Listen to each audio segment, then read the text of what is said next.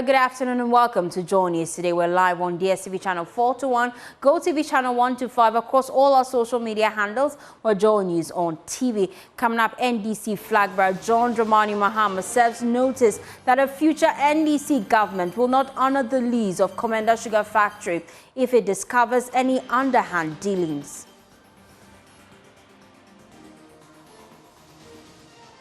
We have more, as he says the NDC is yet to collectively decide whether or not it will sign a peace pact in the coming elections.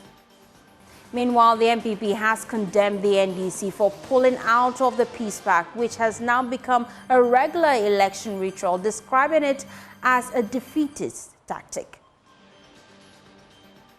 And later in the bulletin, severe dry spell devastates northern region farms, raising fears over food security in the area. We stand to face a challenge of food shortage or insecurity somewhere next year.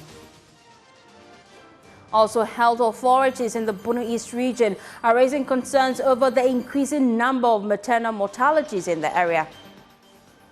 For 2020, the number of women who died giving birth per 100,000 per live birth was 95. For 2024, 73. We have details of all these stories plus business, sports and showbiz within the next 60 minutes. My name is Faustina Safo. Take a seat and be my guest.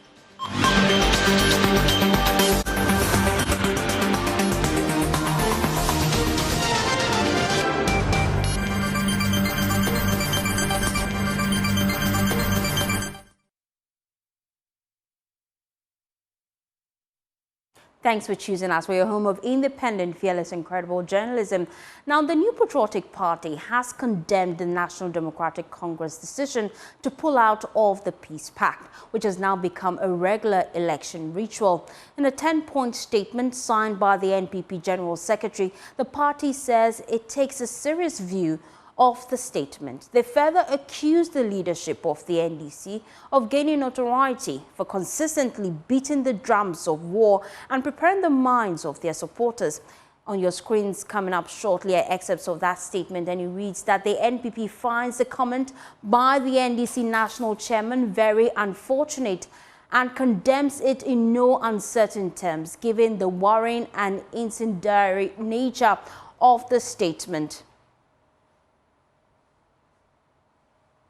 We have noted with concern that the leadership of the NDC has gained notoriety for consistently beating the drums of war and preparing the minds of their supporters to reject the outcome of the 2024 general elections, foreseeing their inevitable loss.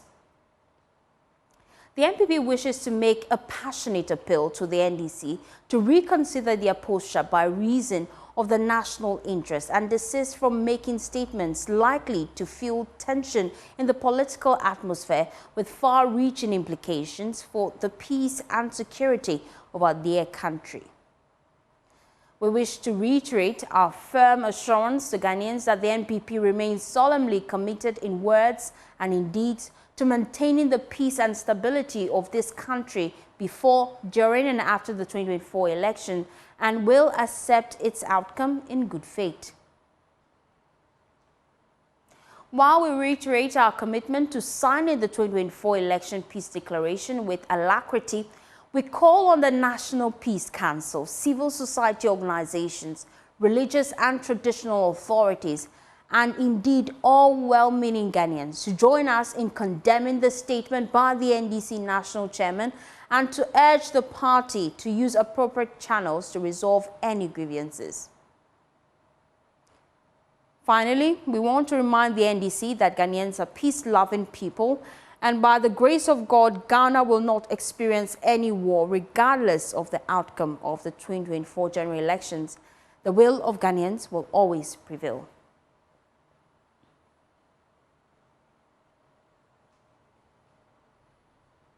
While the NDC flag bearer John Mahama has been reacting to this, he said the NDC has not yet collectively decided whether or not to sign a peace pact ahead of the December election.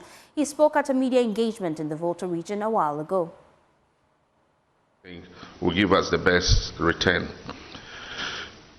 I've read about the hurry to lease out the Komenda sugar factory to an investor. You see, the thing. I'd like to apologize for that technical difficulty in bringing you that sound. We'll work on it and bring it to you in subsequent bulletin. Meanwhile, let me bring in my colleague Maxwell Gbagba. He was at that media engagement in the Volta region, and he joins us now live with more. Maxwell, we know that the NDC flag bearer also spoke about the Komenda sugar factory. What has he been saying?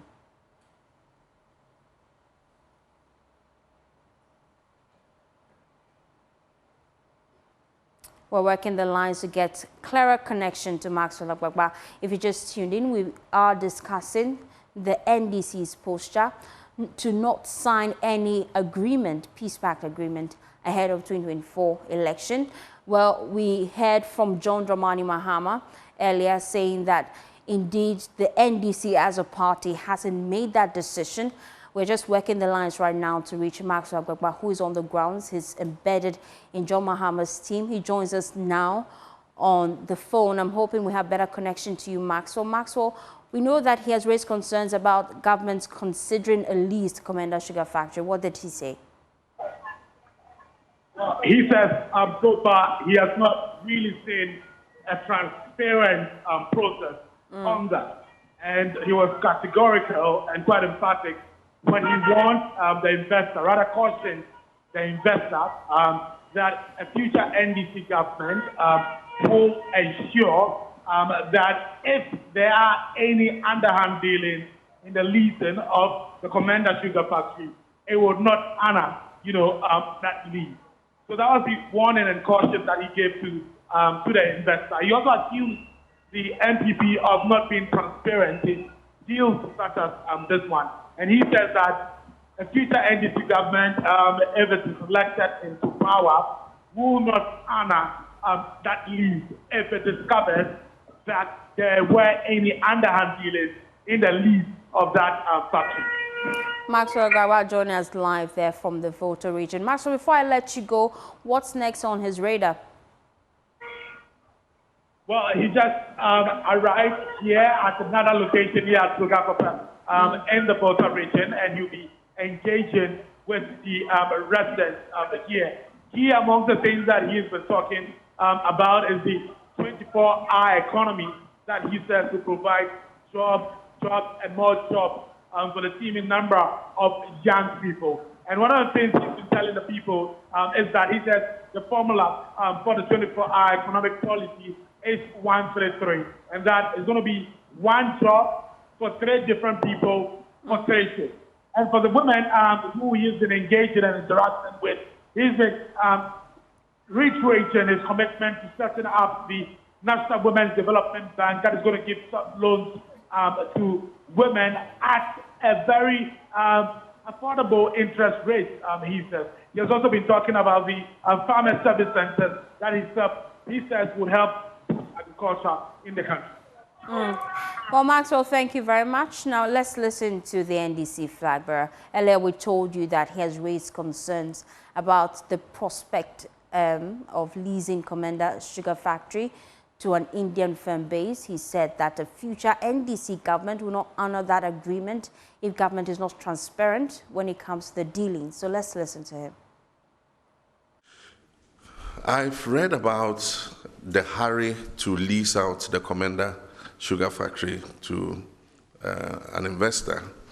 You see, the thing about this government is they're not transparent in anything they do. And I warn the investor, I hope it's gone through a transparent procurement process.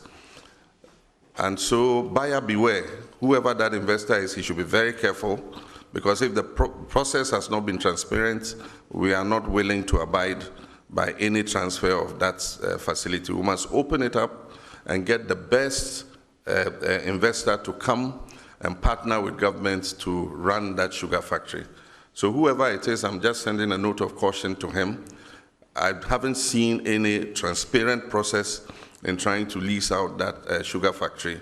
And if we come and it was not transparent and it was some, under the table transfer of a national asset, we will not be very cooperative in that regard. And so that is a warning. NDC flag bearer John Mahama there. Now, the Attorney General, Godfred Yeboah-Dami, says the New Patriotic Party is confident of breaking the 8 in the December election because they have a clear message, unlike the NDC. Speaking to the media in Sunyani after a meeting with top party executives in the Bono region, Mr. Dami believes Ghanaians would trust Dr. Bawumia-led government for development, having tasted both political parties and the administration before. There's more on this report by Precious Semevo. The Attorney General, Godfred Yeboah-Dami's behind closed-door engagement in Sunyani had his deputy, Alfred Yeboah, the Bono Regional Minister, Regional Executives, Constituency Chairman, and Parliamentary candidate in the Bono region in attendance.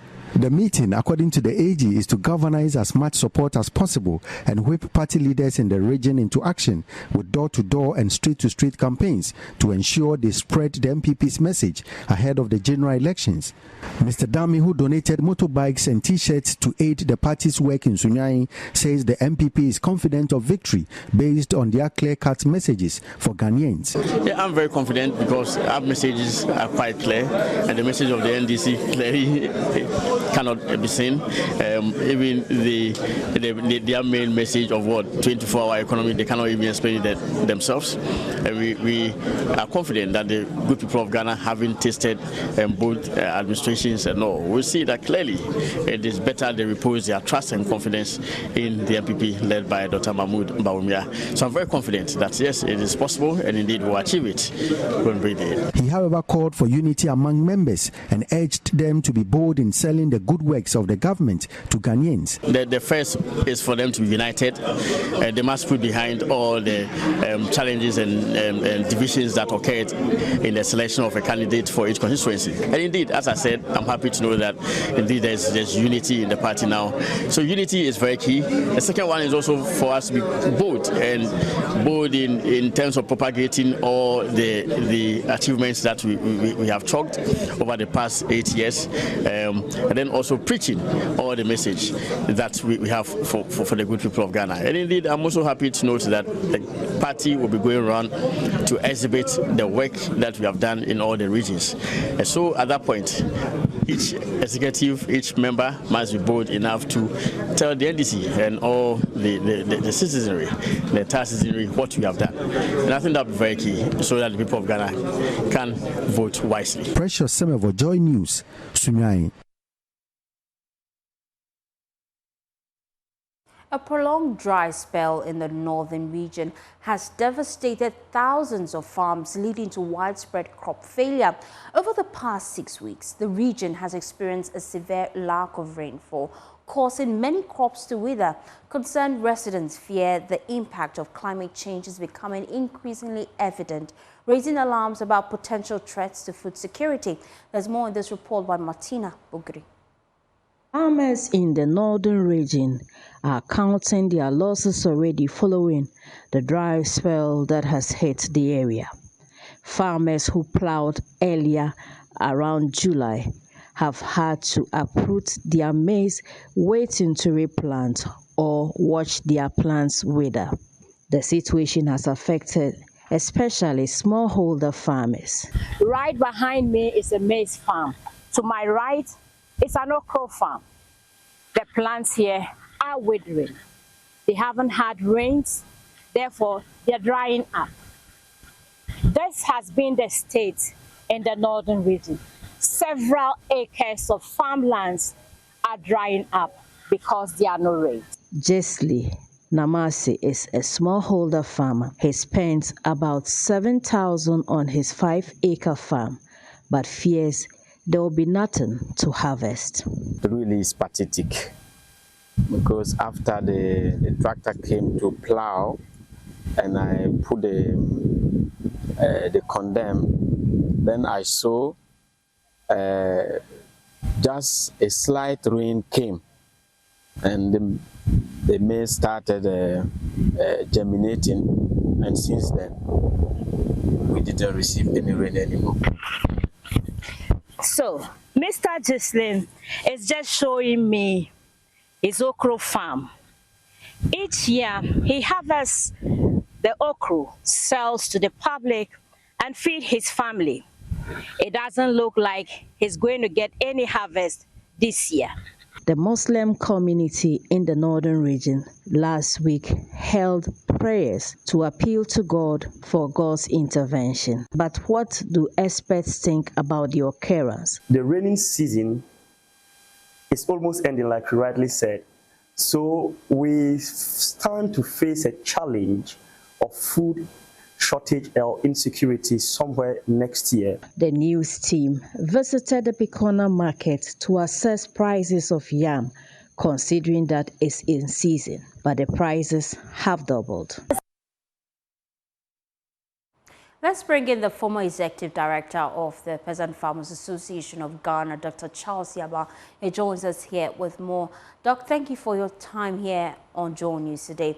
Tell us, how dire is the drought and how is your members dealing with the impact?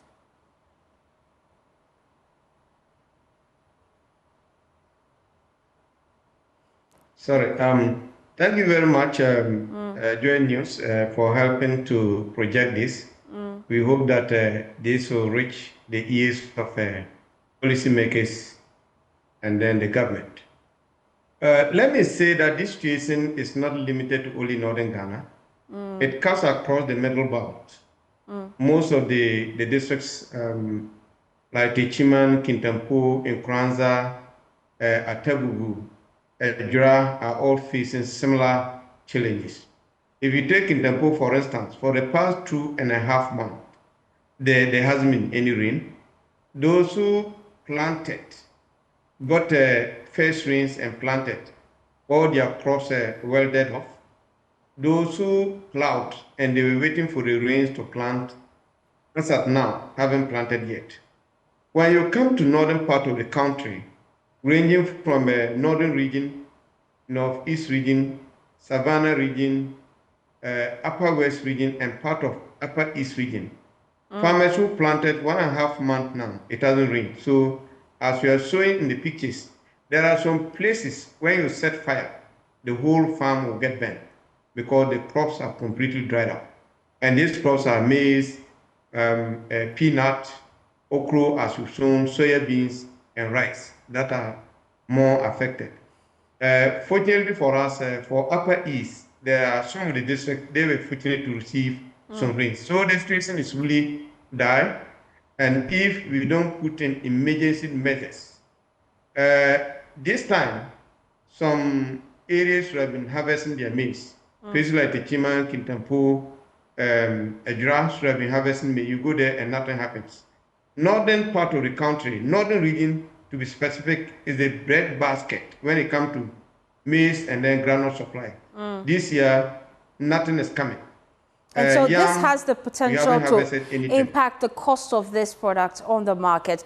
I'm quite concerned about the possible solutions. How do you recommend government fix this problem? Yeah, so this is an emergency situation that we want government to declare state of emergency in those areas by coming in with immediate support. For now till October, we expect the rains to be stable.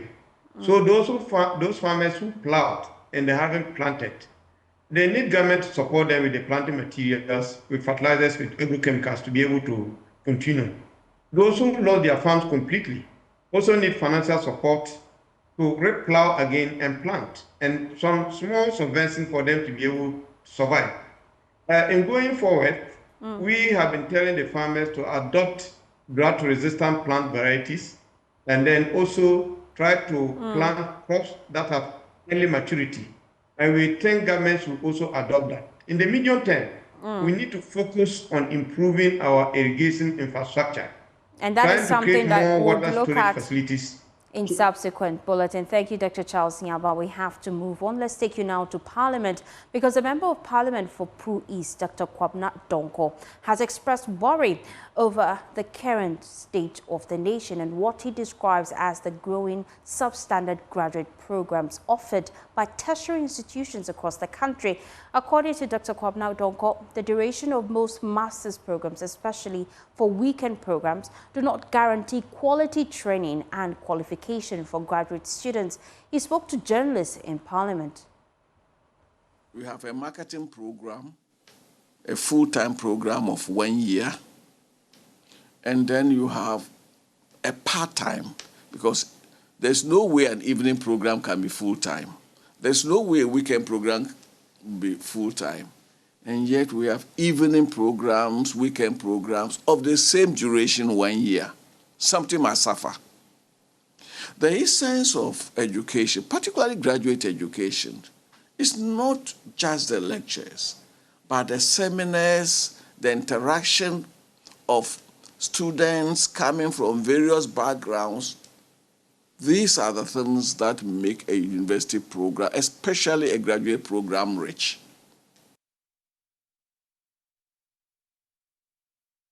Well, he said the Ghana Tertiary Education Commission, GTEC, must crack the whip immediately to preserve Ghana's educational credibility. I am worried because Ghana is uniquely positioned in the West African sub-region to be the educational hub, to attract students from across the sub-region and also contribute to national revenue and the growth of our GDP.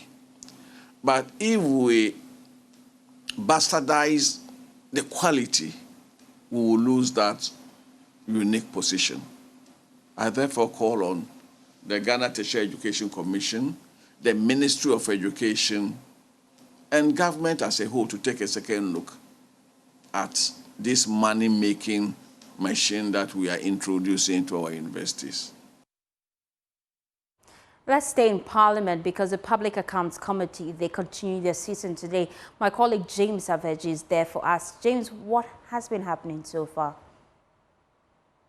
So that's what I was saying. So the SD Dome University in the north have just finished their sitting before the Public Accounts Committee, and a couple of infractions have come up. A total of, they've been referred to the AG for prosecution for some 3 procurement infractions. First one amounted to some 2.6 million Ghana cedis. The second one was about some 260,000 Ghana cedis, and the third, 106,000 Ghana cedis. Now, this was in procurement of items, engagement they've done with some entities. The first part was because entities they've dealt with didn't have the Ghana Revenue Authority tax clearance. They also didn't provide enough documents to the school. And the other ones were also about procurement beyond the provisions of the Public Procurement Act, which needed to come with competitive tendering from other institutions which the school didn't adhere to. And so on those 3 counts, they have been referred to the auditor, to the Attorney General for prosecution. They have, in their explanation, include the fact that this is a new university, about 4 years old, which, they do not have the requisite staff with the requisite skills to help them go through these processes without breaches. And so they've been pleading with the committee on that, but the committee chair thinks that this must set a tone for the university moving forward so that procurement of this moving forward, breaches like this could be prevented. And so we'll be going to the AG for procurement for breaches amounting to some 3 million Ghana cedis first. Thank you, James Aveji. Let's take you now to the Bono East region. Health authorities there are worried about the increasing number of maternal mortalities in the area. At the 2024 media review meeting in Kintampo, the Regional Health Directorate revealed a maternal task force has been instituted to curb the trend. Correspondent Anna Sabet has more in this report. The 2024 half-year performance review meeting of the Bono East Regional Health Directorate was held under the theme Building Resilient Structures for Universal Health Coverage and Quality, the Role of Network of Practice and Partners. Regional Director of Health Services Dr. Fred Admarko-Boateng bemoaned the increase in the number of maternal mortalities, with the region recording 73 maternal deaths between January and June this year. If you look at maternal mortality, for 2020, the number of women who died giving birth per 100,000 live birth was 95 for 2020. 2021, it was 80. 2022, it was 85. 2023, for the year in review, it was 107. But 2024, 73, very close to the Sustainable Development Goal. The region also recorded an institutional maternal mortality rate of 6 as at mid-year, with a target of 8 per 1,000 live births. Then if you also want to look at the institutional neonatal mortality rate, if you look, the target is supposed to be 8 per 1,000 live births. So you look at 2020, it was 6, 2021, 8, 2022, 7.6, 2023, 8.1, 2024, it was 6. And these are what we call quality indicators. These are things that a lot goes into the processes and steps to make sure that you get a better outcome. Dr. Mrs. Alberta Brechum Nyakung is the Director for Policy, Planning, Monitoring and Evaluation Division at the Ghana Health Services Headquarters. She reiterated the relevance of the network of practice to improving healthcare, particularly in rural areas, as resources are mobilized to help improve quality healthcare.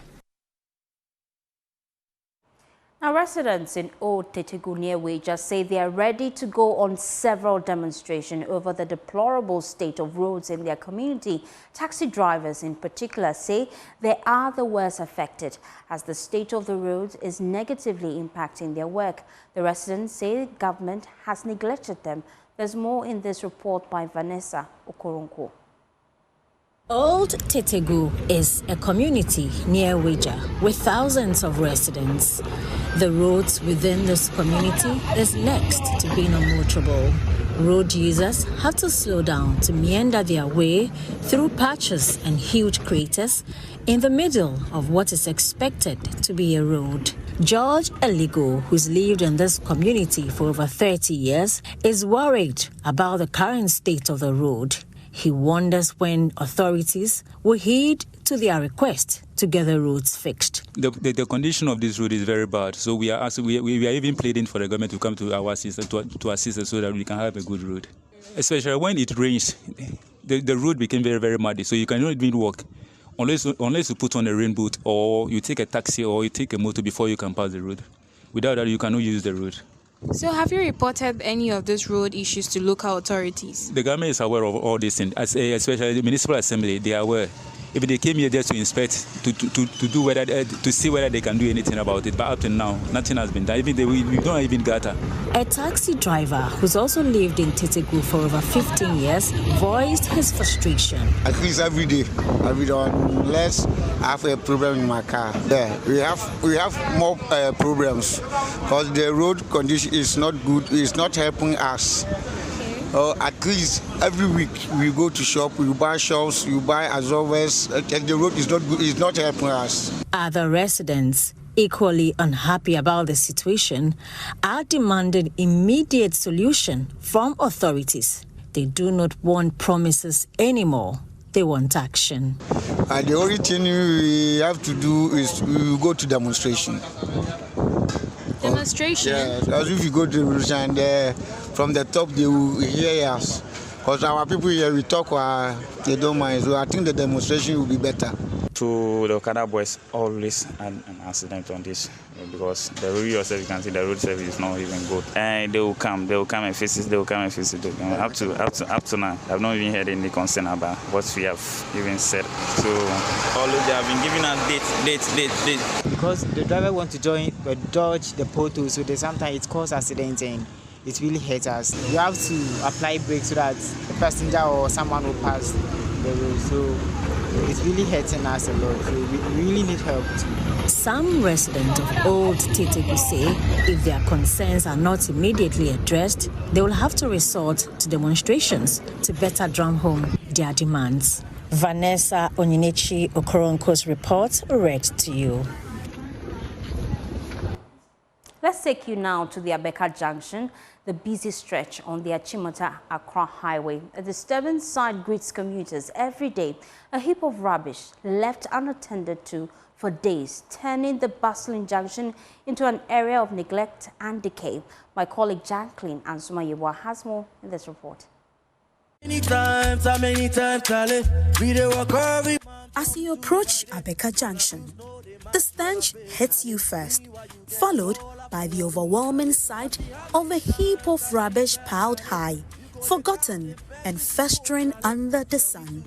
The rubbish, which seems to grow larger by the day, includes everything from food waste to plastic bags and even worn-out political party flyers, which have now become part of the filth they seek to promote. These flyers, symbol of hope and change, have now become part of the problem, fading into the background, only to be swept away by the wind, adding to the already alarming pile of waste. For those who commute along the stretch of Achimota-Accra Highway, this is not just an eyesore, it's a health hazard. By the time we arrive in the morning, papers will be scattered everywhere, and we have to sweep them up and pile them over there.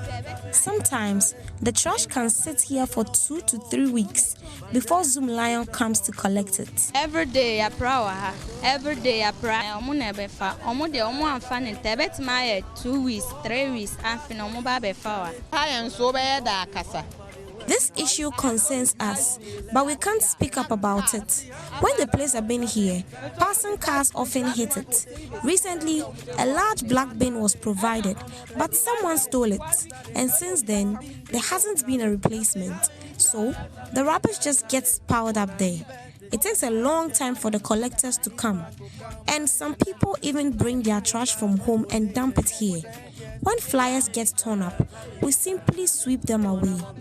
We are asking the authorities to provide us with a bin that won't be stolen or hit by cars.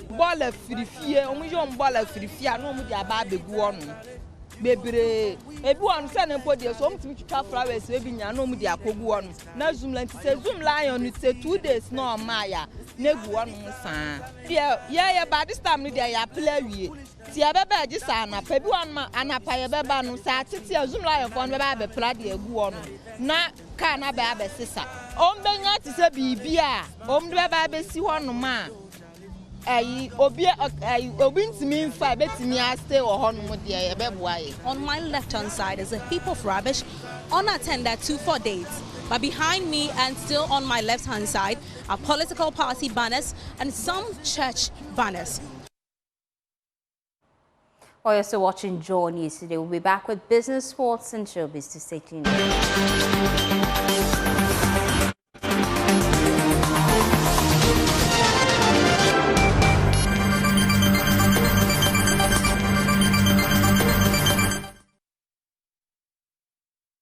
Hi, welcome to Business. My name is Darryl Kwao, Executive Director of Denso Associates. Dolores Dixon is calling for effective collaboration to foster the growth of the social enterprise sector. According to her, the lack of tailored policy and attention to the sector, which leverages business models to champion social change, has negatively impacted growth. She spoke to Joy Business at a stakeholder engagement as part of the Social Enterprise Accelerator program organized by Denso Associates with support from MasterCard Foundation. Social enterprises play a critical role in addressing social, economic, and environmental challenges. In Ghana, there are approximately 26,000 social enterprises, many of which are micro or small. Funding and limited access to advisory services remain some of the key challenges affecting the sector. In light of this, The Social Enterprise Accelerator program, championed by Densu Associates, will provide tailored support to enable social enterprises to expand their reach, create jobs, and secure investments. Speaking to Joy Business, the Executive Director of Densu Associates, Dolores Dixon, noted that effective collaboration will champion the cause of the sector. It's a space that needs a lot of collaboration to grow. We are very familiar with the non-profit sector, and we're also very familiar with the for-profit sector. This sector lies in the middle, and we need to be able to normalize the sector where we're using business principles to address social problems. And that is the way we can be very sustainable as a country, addressing our social problems by using business principles so that we can be sustainable. So I think that the collaboration is critical because we are at a start of something great to happen. So when all the different stakeholders come together and collaborate, that's the way we are going to be able to make an impact. We need finance, for-profit, government, we need non-profits. We all need to come together to be able to make this happen. Alexander Tete, President and founder of the Center for Employment for Persons with Disability, called for tailored financial support for social enterprises. Government should think about this, not only government, but also the private sector, and philanthropists should also identify social entrepreneurs and support them for the work that they do. Government must be intentional about this because social entrepreneurs create a lot of jobs, not only jobs, but also create solve a lot of problems within our society. Dr. Yakubu Yusuf, a social entrepreneur and executive director for Hope for Her Foundation, explained that proper policy frameworks will be needed to support the sector. In Ghana currently, you cannot register an organization as a social enterprise. A lot of discussions are going around it, but mostly what people do is to register as NGOs, limited by guarantee, I think, and then you go for a social enterprise certificate from the social welfare. That's what people do. So we are hoping that that is resolved, so people can register organizations that are social enterprise to run a social enterprise. So that's one of the main challenges which we hope in the near future would be resolved. The Social Enterprise Accelerator program is powered by Densu Associates with support from the MasterCard Foundation. Now, 40 students at the Faculty of Allied Health Sciences of the Komenda University of Science and Technology have been introduced to the usage and management of advanced diagnostics ultrasound systems. Intervention is to equip the students with hands-on knowledge in medical imaging to sharpen their proficiency in device handling. Here's a report by Clinton Yabwa. In an effort to improve the technical knowledge of aspiring medical imaging experts, Kasono Global Limited is helping to train a skilled workforce in the Ghana health sector. Students from the Faculty of Allied Health Sciences at the KNUST who are aspiring to be medical imaging experts, sonographers and radiographers were introduced and trained with advanced ultrasound imaging machines in healthcare facilities to improve diagnostic accuracy and patient outcomes. Radiologists and clinical applications at MindRay, Dr. Mary Gority, highlighted the need to be equipped with knowledge on the sophisticated health machines as health practitioners. She indicated that the new systems would be a game changer in the ultrasound imaging services in healthcare in Ghana. Increasing number of diseases with complexity. It is very important, therefore, to also introduce improved technology that can enhance diagnostic confidence to the users, and that is why we're here, so that we help the users acquire the best technology for their daily use. Students need a lot of practical, and for that we always have sessions with them. From time to time we create sessions at the teaching institutions so that we teach them how to do at least basic scanning, and also how to use the current technologies, and to give them more advantage in the field. We introduce the current technology that can.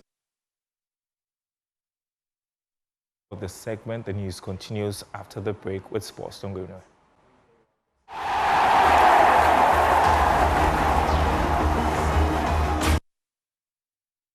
Let's do sports now on JN Today with me, Haruna Mubarak. Now, board member of Hearts of Oak, Dr. Nyaho Tamaklo, believes the club will be regarded as one of the best in Africa within the next 5 years. Despite recent struggles with consistency and narrowly avoiding relegation last season, the club has made significant progress off the pitch.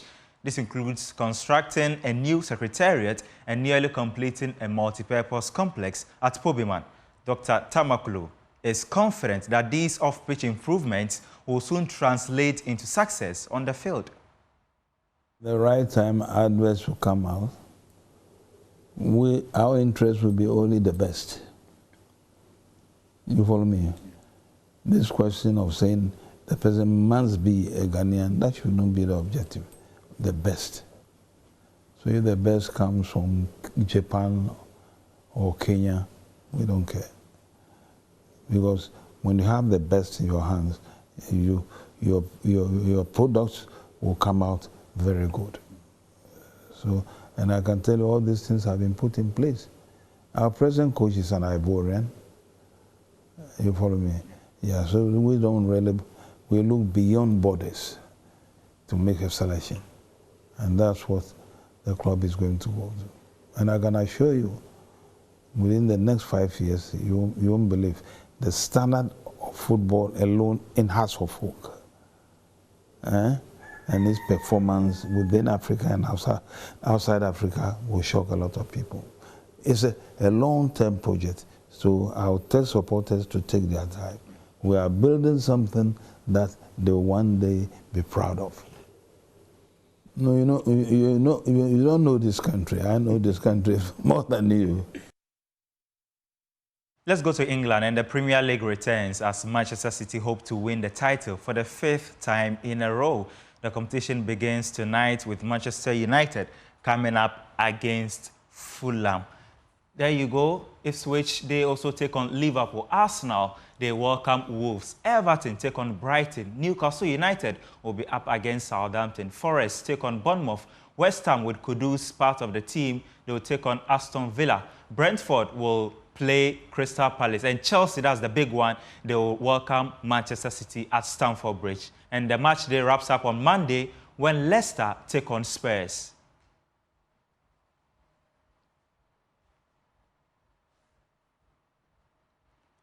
And that's your sports on JN Today. My name is Haruna Mubarak. World News comes up shortly.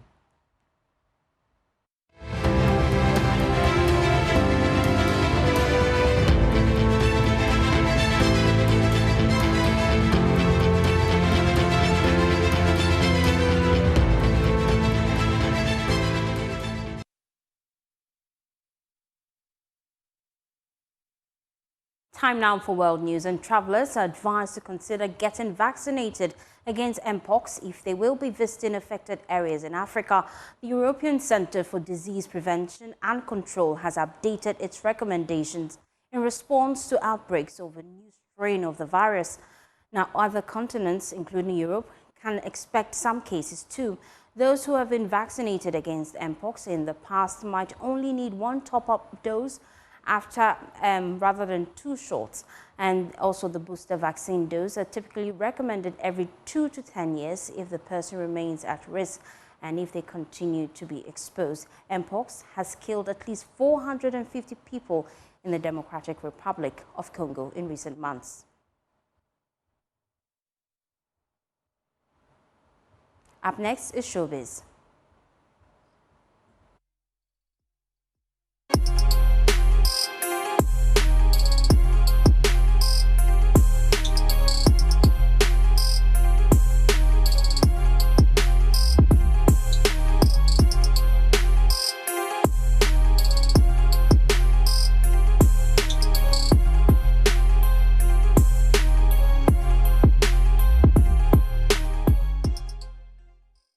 Good afternoon, you're welcome to the Showbiz segment with me, Jacqueline and Suma Yabwa. Now, Ghanaian musician EL is turning up the volume on the ongoing debate sparked by reggae legend Buju Banton's claim that Afrobeat is uninspiring. In an interview on Hit FM with DJ Slim, EL hit back saying that Afrobeat is actually uplifting and maybe Buju just needs to tune a little closer to catch the vibe that we are all dancing to. Would you classify a song like Kabwame as an Afrobeat song? Yes. Yes, so that's an uplifting song. What does it mean? I don't speak. Kabwame means make you no mind them. Okay. You know, it's very uplifting. You know, mind your business. So it's progressive. It's progressive. I think we have a bunch of uplifting Afrobeats songs. He might not understand it because they might speak in certain languages.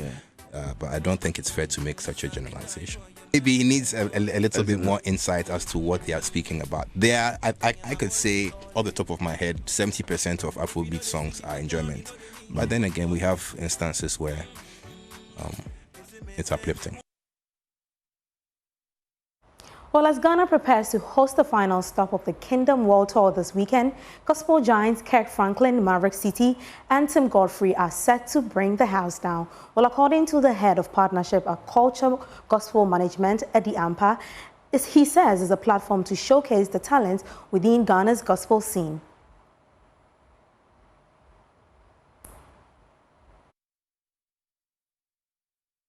In recent years, Ghana's gospel music has begun to make waves internationally, with artists like Joe Mettle and Dinah Hamilton earning accolades beyond Africa's shores. Now, with the Kingdom World Tour landing in Accra, the spotlight will once again further solidify Ghana's place in the global gospel conversation. Eddie Ampa, head of partnerships at Culture Management Group, emphasized the significance of this tour stop, noting that it's a crucial opportunity for local gospel artists to market themselves and elevate Ghana's gospel music on the global stage.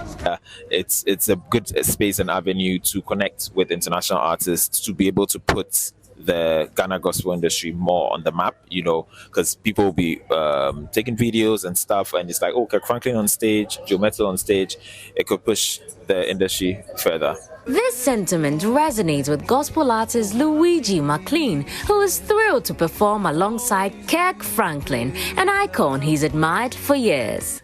And it's amazing I get to do with these people that, I mean, for someone like Kirk, I've been listening to his songs ever since I was young, and it's a joy to be able to share a stage with him now. And it's amazing. And all the others, the Maverick Cities, the Naomi Reigns, and the Chandler, it's awesome. We're just looking forward to Sunday. Tim Godfrey, who's also on the lineup, shared his thoughts on the Ghanaian gospel industry. I think Ghana is a beautiful place. Ghana for me is almost like second home. I've been there probably countless of times, but not recently to minister. But Ghana is home for me. Ghana culture is beautiful. The artists there, and I know a couple of them as my friends, amazing. And the beautiful thing right now is that even the Ghanaian music is beginning to break out there in the whole global world. And I'm fascinated about it. I'm actually planning to come and record in Ghana. With a mix of international legends and local talent, this weekend's event is said to be spiritually uplifting.